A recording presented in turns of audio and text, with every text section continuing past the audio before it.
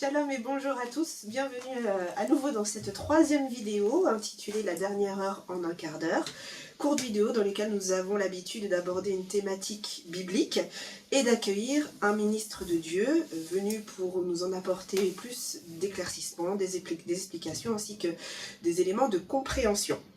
Dans cette troisième vidéo, nous allons donc pouvoir continuer notre sujet, celui de la femme mentionnée dans le livre de l'Apocalypse, chapitre 12. Nous avions eu l'occasion d'accueillir précédemment le docteur Patrick Béni, venu pour nous donner plus d'éléments de compréhension dans la Bible, dans le chapitre 12, versets 1 à 6. Docteur Patrick, shalom, bonjour. Shalom, ma sœur Maud. Merci encore d'être présent aujourd'hui parmi nous dans le studio. Je ne suis pas seule à nouveau, mais accompagnée également de la sœur Délice. Shalom, sœur. Shalom, sœur Maud. Shalom. Et nous allons pouvoir continuer notre marche finalement dans notre thématique. Docteur Patrick, je vous propose peut-être de nous redonner quelques éléments de contexte avant de pouvoir poser nos différentes questions. Ok, shalom encore. Donc je vais faire une petite relecture de notre passage, hein, et puis après on va essayer d'évoluer. Donc on est bien dans le livre d'Apocalypse 12, à partir du premier verset. En fait c'est quasiment tout le chapitre, hein. Bien que la sœur s'est arrêtée au verset 6, mais selon les explications, il y a un pourquoi où on s'est arrêté au verset 6, parce que justement, il y a changement de l'identité de la femme dans ce verset-là. Mais faisons une petite lecture rapide. Un grand signe parut dans le ciel, une femme enveloppée du soleil, la lune sous ses pieds et une couronne de 12 étoiles sur sa tête. Elle était enceinte et elle criait, étant en travail et dans le douleur de l'enfantement. Un autre signe parut encore dans le ciel. Et voici, c'était un grand dragon rouge ayant 7 têtes et 10 cornes. Et sur ses têtes, 7 diadèmes. Sa queue entraînait le tiers des étoiles du ciel et les jetait sur la terre. Le dragon s'éteint devant la femme qui allait enfanter afin de dévorer son enfant lorsqu'elle aurait enfanté. Verset 5, elle enfanta un fils qui doit paître toutes les nations avec une verge de fer, et son enfant fut enlevé vers Dieu et vers son trône. Le verset 6, et la femme s'enfuit dans le désert où elle avait un lieu préparé par Dieu, afin qu'elle fût nourrie pendant 1260 jours. Donc voilà, nous avons parlé de certaines... On a fait certaines descriptions la fois passée, on ne va pas revenir sur ça, donc nos bien-aimés qui veulent peut-être avoir un résumé, ils peuvent repartir sur nos vidéos précédentes. Nous avons déjà expliqué que Abraham avait 2 descendances, on avait dit la postérité, comme les étoiles du ciel et la poussière de la terre. Alors, la grande question que l'on se pose, c'est quelle est cette femme-là? Parce que nous devons décrire ces choses. On doit décrire la femme, la caractéristique de cette femme-là, qui a enveloppé du soleil, qui a la lune sous ses pieds et qui a une couronne de 12 étoiles. Caractériser cette femme-là. Parler aussi du fils. Quel est ce fils-là qui doit naître? Donc ce fils-là, on a donné des caractéristiques de ce fils. Et pourquoi au verset 6, comme on a dit la fois passée, que cette femme ne représente plus l'Église. Donc là, d'emblée, je reprends encore ce que j'avais dit la fois passée. À partir du premier verset jusqu'au 5e verset, cette femme représente l'Église. Bon, je vais faire un bref parcours un peu des Écritures. Je ne vais pas trop parcourir, mais je vais simplement donner un élément. Vous voyez, dans la Bible parle un peu de Dieu et de son épouse.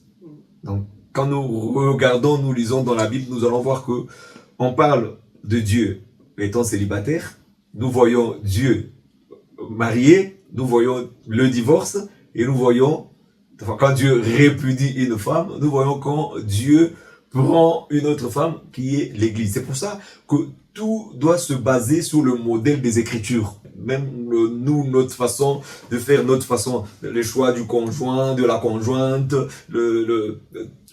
on a dit à Moïse de faire attention de façon à ce qu'il puisse reproduire tout ce qu'il a vu sur la montagne. Maintenant, je vous dis ça par rapport à la femme, pour essayer de préciser la femme. Dans la pensée de Dieu déjà, quand on voit une femme, et on dit que cette femme avait était enveloppée du soleil. Donc nous voyons le vêtement de la femme, et il y avait la lune sous ses pieds. Ses pieds, nous voyons la marche de la femme, et nous voyons une couronne de 12 étoiles. On aura des écritures au fur et à mesure pour faire asseoir ces choses-là. Et lorsque nous lisons le livre d'Ésaïe 4, au premier verset, en fait, j'aimerais qu'en avançant, on puisse planter le décor. Parce qu'il y a beaucoup de choses à dire. On plante les décors sur les éléments de façon à ce que lorsqu'on va avancer, ceux qui nous suivent ne soient pas perdus. Ésaïe 4, au premier verset, la Bible dit ceci. Et 7 femmes saisiront en ce jour-là un seul homme et diront, nous mangerons notre pain et nous nous vêtirons de nos habits. Fais-nous seulement porter ton nom, enlève notre opprobre. Regardez. En fait, je ne veux pas tout expliquer, mais dans l'idée de cette écriture, nous comprenons qu'en réalité, la nourriture de la femme et le vêtement de la femme doivent provenir du mari. Parce que ici, on a deux femmes. Bon, je ne vais pas interpréter, ce sont des églises dans ce temps de la fin, les églises qui n'ont pas, qui veulent avoir leur propre nourriture, avoir leur propre vêtements. Or, notre nourriture, bon là, je sors un peu de notre sujet, hein. Notre nourriture doit provenir de notre mari par excellence, qui est le Seigneur Jésus-Christ, qui nous donne la nourriture convenable au temps convenable. Et nous insistons aussi sur une chose, le vêtement qui représente la justice aussi. Donc notre justice doit être une justice qui vient de Dieu, non pas notre justice par nos œuvres. Donc la femme, dans l'idée de Dieu, la femme doit être revêtue par le mari. C'est pour ça qu'on dit dans ce temps, ces femmes-là qui viendront, ça sera que, non, on veut simplement porter le nom, mais nous aurons nos vêtements, nous aurons notre pain. Là, je vous dis ça pour revenir à cette femme-là et voir que cette femme avait un accoutrement. Donc, lorsqu'on voit une femme, pour identifier bien cette femme-là, on doit voir le vêtement qu'elle porte doit venir de son mari. Et nous voyons la lune aussi sous ses pieds. Et là aussi, c'est la marche. La marche doit être aussi guidée parce que là, nous allons voir toutes ces choses-là par la grâce de Dieu. Franchement, donc on va vraiment prendre le temps pour faire asseoir les Écritures comme il se doit. Et nous allons voir que cette même femme rassemble les luminaires du jour et de la nuit en elle. Parce que c'est co-lumière. Nous voyons le soleil qui est comme vêtement, c'est la lumière qui présidait le jour. Nous voyons la lune sous ses pieds. Donc dans sa marche, nous avons encore luminaire de nuit, mais qui est accompagné aussi des étoiles. Donc les étoiles, c'est aussi... On est toujours dans la lumière. Donc, tout est lumière dans cette femme-là. Il y a le vêtement, il y a la marche et couronne. Et couronne, d'ailleurs, on peut lire rapidement aussi une écriture. 1 Corinthiens, le chapitre 9, au verset 25. Tous ceux qui combattent s'imposent toute espèce d'abstinence, et ils le font pour obtenir une couronne corruptible. Mais nous, faisons-le pour une couronne incorruptible. Donc nous voyons que ici, quand on parle de la couronne, en fait la couronne c'est une récompense. C'est une récompense. On dit tous ceux qui combattent, c'est pour une couronne. Donc quand on combat, quand on court, nous espérons avoir une couronne, une récompense à la fin. C'est-à-dire une femme, une vraie femme, cette femme-là du Seigneur, qui est habillée par le Seigneur, qui marche selon les instructions du Seigneur, recevra une récompense de la part du Seigneur. Tout est lumière dans tout ce que nous disons. Merci Docteur Patrick pour cette première remise en contexte. Alors, Sœur Délice, je crois qu'on avait plusieurs questions. Oui, j'ai une petite question. C'est vrai qu'on parle de la femme, on parle de l'enfant, mais à aucun moment on ne parle du père. Qui est-ce ? Ok, gloire au Seigneur. Ça, c'est une bonne question. C'est une bonne question parce que le Seigneur Jésus lui-même, quand il était avec les apôtres, il leur parlait souvent du Père. Et les apôtres ont eu la même question. À un moment donné, Philippe a dit, tu nous parles du Père, mais montre-nous le Père et cela nous suffira. Alors, par rapport au contexte, moi je souhaite qu'on lise une écriture dans le livre de Genèse 37. Comme ça, au moins, ça nous retrace aussi ce contexte-là. Genèse 37. Nous allons lire à partir du verset 9. Il y eut encore un autre songe, et il le raconta à ses frères. Il dit, j'ai eu encore un songe, et voici le soleil, la lune et 11 étoiles se prosternaient devant moi. Voyez, il y a ces éléments qu'on a vus dans le livre d'Apocalypse auprès de cette femme. On voit bien le soleil, la lune et les étoiles. On va y arriver. Il le raconta à son père et à ses frères. Là, j'ouvre des parenthèses pour vous dire que vous voyez que ce frère ici a entendu ce songe 2 fois. J'expliquerai le pourquoi.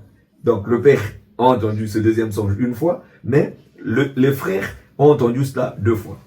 Parce qu'il les a racontés au verset 9 et il raconte de nouveau au verset 10. Il le raconta à son père et à ses frères. Son père le réprimanda et lui dit: que signifie ce songe que tu as eu?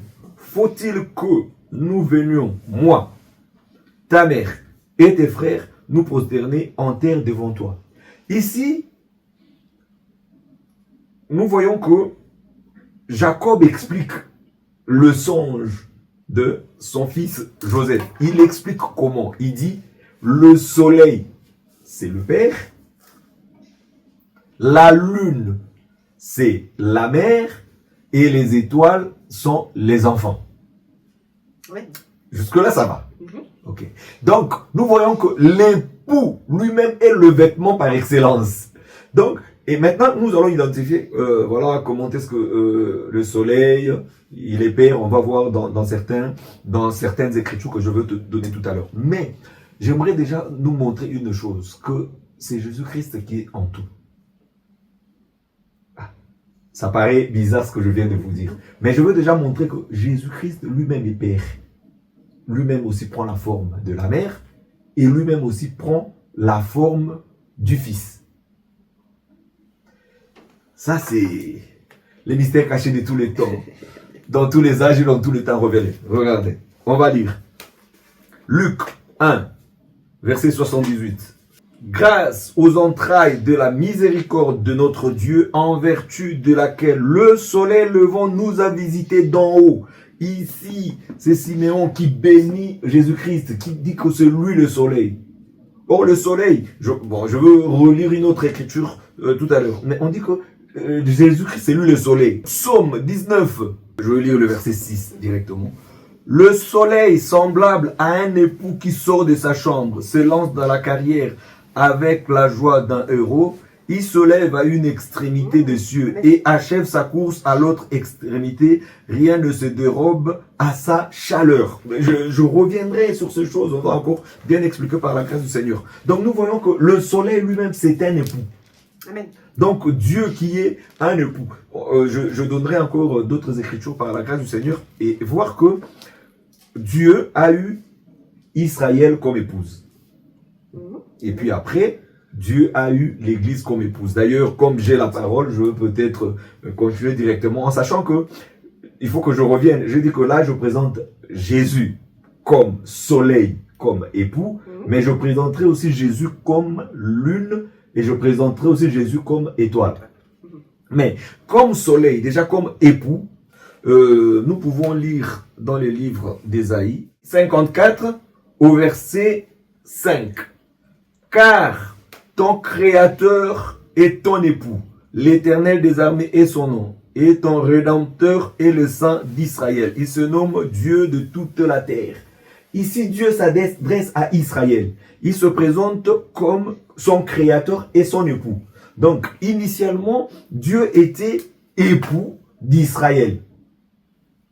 C'est pour ça que je veux revenir sur une chose quand les disciples ont posé la question au Seigneur Jésus, peut-on répudier sa femme pour un motif quelconque? Voilà. Et tout ça, le modèle, c'est dans Dieu lui-même. Est-ce que Dieu lui-même pouvait répudier Israël pour un motif quelconque? Or, la réponse de Jésus, c'était sauf pour infidélité. Or, Israël a été infidèle. C'est comme ça que Dieu a répudié Israël et il s'est tourné vers une autre femme. Mais, j'anticipe sur certaines choses, quand le Seigneur permettra, on parlera aussi du mariage, mais j'anticipe que dans le modèle de Dieu, quand on repudie, on peut reprendre cette femme-là. Mais il y a des conditions. Donc le modèle, c'est pour ça des fois les gens me demandent, posent la question, mais pourquoi on dit simplement l'homme a-t-il le droit de repudier et la femme ne peut pas repudier? Ça ne correspond pas au modèle. Ça ne correspond pas au modèle. Parce que Israël en tant que femme ne pouvait pas repudier Dieu. Ce n'est que Dieu, comme époux, pouvait répudier Israël pour cause d'infidélité. Après, nous voyons que cet époux prend une autre femme. Et là, nous le lisons dans le livre d'Éphésiens. Il y a beaucoup de versets, il n'y a pas qu'Éphésiens. Mais je prends un verset aujourd'hui, par rapport au temps. Ma sœur Maud, de ton émission n'est dure que On aura l'occasion de faire d'autres 15 minutes. Alors, regardez. Éphésiens 5, à partir du verset 25. Marie, aimez vos femmes comme Christ a aimé l'Église et s'est livré lui-même pour elle, afin de la sanctifier par la parole, après l'avoir purifiée par le baptême d'eau. Le verset 27, afin de faire paraître devant lui cette église glorieuse sans tache, ni ride, ni rien de semblable, mais sainte et irrépréhensible. Donc, nous voyons que ici, l'église est désignée comme épouse du Seigneur Jésus-Christ. Eh bien, merci Dr Patrick pour l'ensemble de ces réponses. Nous aurons le plaisir de pouvoir poursuivre nos différentes thématiques dans d'autres vidéos. Merci encore de nous avoir suivis. Nous sommes donc l'Assemblée des Saints de Toulouse. Nous nous réunissons tous les dimanches matin au 16 avenue Larieux-Thibault. N'hésitez pas à poser vos questions dans les commentaires de cette vidéo. Nous nous ferons un plaisir de pouvoir y répondre. Retrouvez-nous sur les différents canaux comme d'habitude sur YouTube, Instagram, Facebook, et au plaisir de vous retrouver prochainement.